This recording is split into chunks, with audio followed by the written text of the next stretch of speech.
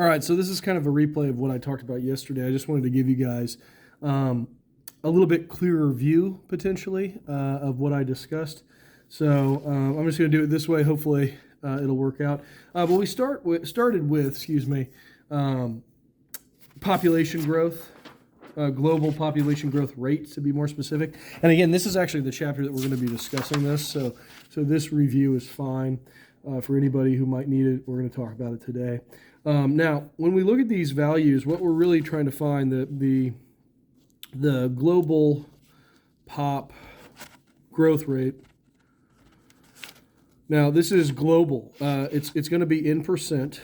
And since this is global, we are not going to worry about immigration or emigration. And honestly, we're not going to worry about that for national growth rate either.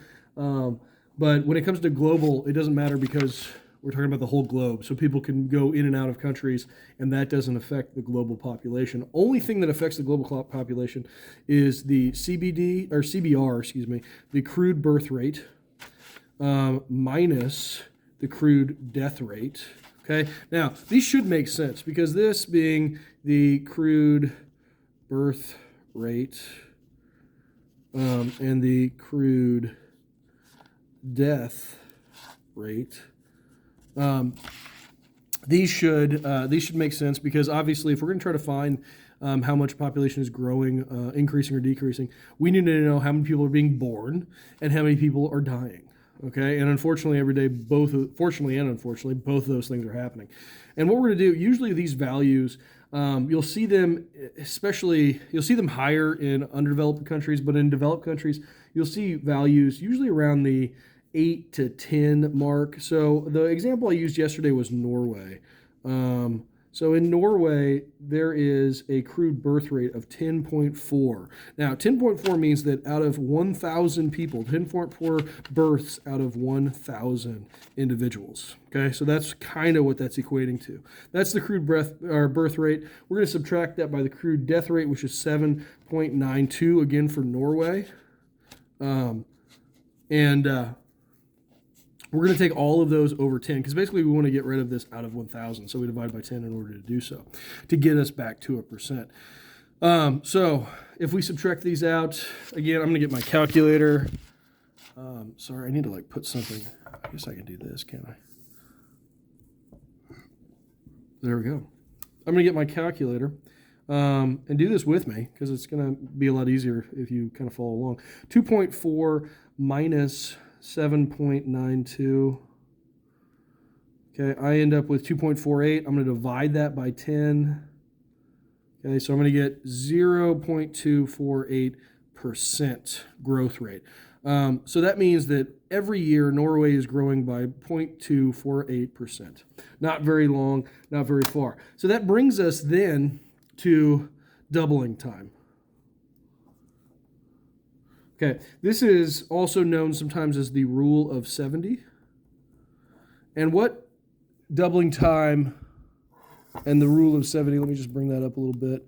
What that tries to do is you want to figure out how long it's going to take for that population to double. We said the other day Norway has a population of I think it was like 5.5 million, 5.3 million, something like that. So it might be important for Norway to figure out how long it's going to take with this growth rate. How long is it going to take for it to double? So it's real simple. We take 70, again, it's the rule of 70. We take 70 divided by the growth rate in percent, which is 0.248. So if we do that, we go 70 divided by 70 divided by 0.248, and we end up with 282.26. So that's in years. 282.26 years it's going to take for Norway to double its population at its current growth rate. So again, valuable information there. Definitely important for certain countries. Let's do another example. I'm going to flip this over. Okay, bring that all the way to the edge. We're going to start up here. We're going to do the U.S. So if I wanted to find out the U.S. population growth rate, I'm going to take the crude birth rate, using the same formula, minus the crude death rate, all divided by 10. Now, again, if I wanted to know the exact amount of population growth, I'd actually have to add to these. To these, I'd have to add the immigration statistics, so how many people are coming into the United States, and to this one, I would have to add the immigration, how many people are leaving the United States, and factor those in. I couldn't find good data on it, to be honest with you. It's apparently really difficult to get good statistical analysis of immigration and immigration. So I'm going to leave that out for the time being and just calculate it based off of birth and death rates. And for the U.S., it is 11, again, this is USA. It is 11.6 births per 1,000 people, minus 8.6 deaths per 1,000 people per year, divided by 10. If we do that math, again, do it with us real quick, we should get 0.3% growth rate. So we're not growing too much. Again, you'll find in industrialized countries there's not a lot of growth. You see that a lot higher in places like India, places in Asia like China, where their population is always going. So rule of 70, the doubling time, if I wanted to find that, the doubling time, pardon my chicken stretch, we're going to go 70 divided by 0.3. And we should, again, let me type that in, give you guys a second. 70 divided by 0.3. Yeah, 233.3 repeating years. Okay, so that means that in a little over 200 years, we should double our population from 355 million or whatever it is to 700 million. Quite a bit. All right. I want to talk just a little bit then, kind of to finish this off, about exponents. So our scientific notation, I should say. What I want you guys to know is that when we're talking about population, we're talking about really large numbers, billions, or millions, if not billions of people.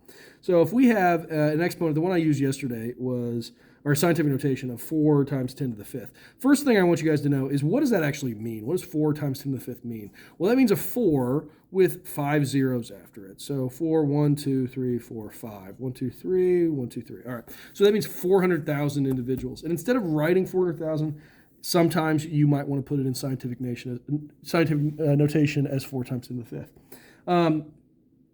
There's 2 lines of thought when you see problems with scientific notation. You can either A, change all of them back to whole numbers, okay, just regular numbers, or you can add, subtract, multiply, and divide as scientific notation. It's whichever one you want to choose to do. I will tell you, it's easy to make mistakes when you're adding so many zeros to numbers, and sometimes calculators just don't even go out that far, okay?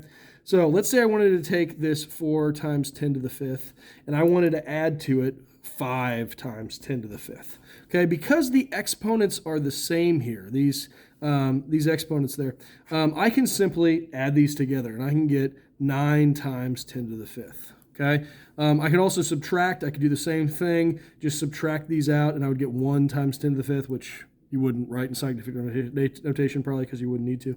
But the point is, if the exponent is the same, you can always just add and subtract like normal, no problem. However, that's not usually the case. A lot of times you'll have, for example, you'll have 4 times 10 to the 6th, we'll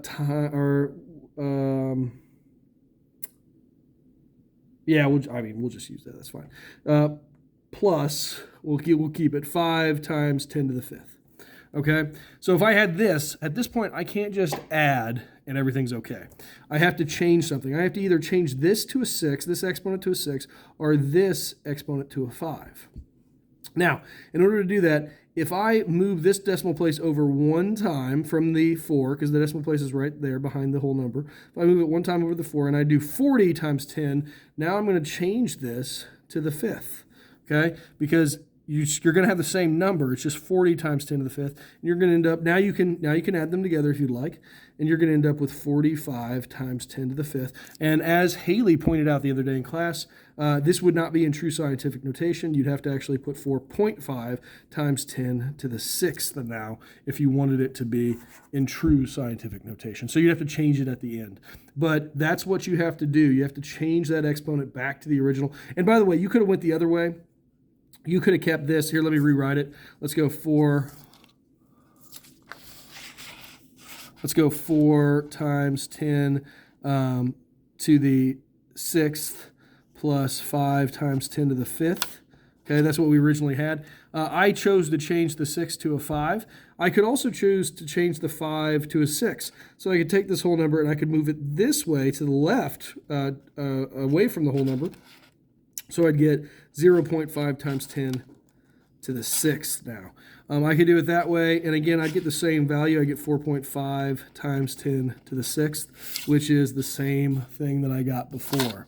All right, so either way, whichever one you want to choose, if you're adding or subtracting this exponent, these exponents have to be the same. Okay, let me get another piece of paper here, because I want to talk about multiplying and dividing these exponents, or the scientific notation. So it's fairly simple. Again, let's go back to this 4 times 10 to the 6th, 5 times 10 to the 4th. Let's say I wanted to multiply these out. Okay. Now the exponents are different, but that's not a big deal when it comes to multiplying. All I have to do is multiply 5 times 4. I'm going to get 20 times 10. And here we're going to add the exponents, so it'd be 6 plus 4. It would be 10. Okay. However, again, this is not in proper scientific notation. I'd have to put a decimal place here. So I'm going to do 2 times 10. If I'm moving the decimal place over 1, it's going to move that number over 1 as well to 11. Okay, because remember, we want it to be the same value as it before. So 20 times 10 to the 10th is the same as 2 times 10 to the 11th. Okay, so a lot simpler, I think, when you're multiplying. You just add these together and you multiply these like normal. Okay, when you're dividing, again, sticking with this same kind of form, when you're dividing, you're going to subtract the coefficients. So let's say I have 4 times 10 to the 9th. I'm just changing these to make them a little bit larger so they're easier to do. Divided by 5 times 10 to the 4th. Okay? That's a 4, not a 6. Okay? So now I have to divide these whole numbers out, just like I multiplied them here. 4 times 5 is 20. 4 divided by 5 is actually 0.8. Okay, this is going to equal 0.8 times 10. And what I do here is I subtract. So what's 9 minus 4? So here I added 6 plus 4. Here I'm going to subtract 9 minus 4. I'm going to get 10 to the 5th. Now, again, we're technically not in scientific notation. I need to move this decimal place over 1 to the right. When I move to the right, I'm going to increase this. So I'm going to get 8 times 10 to the 6th.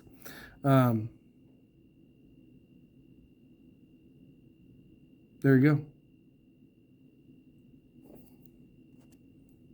No, wait a minute, hold on.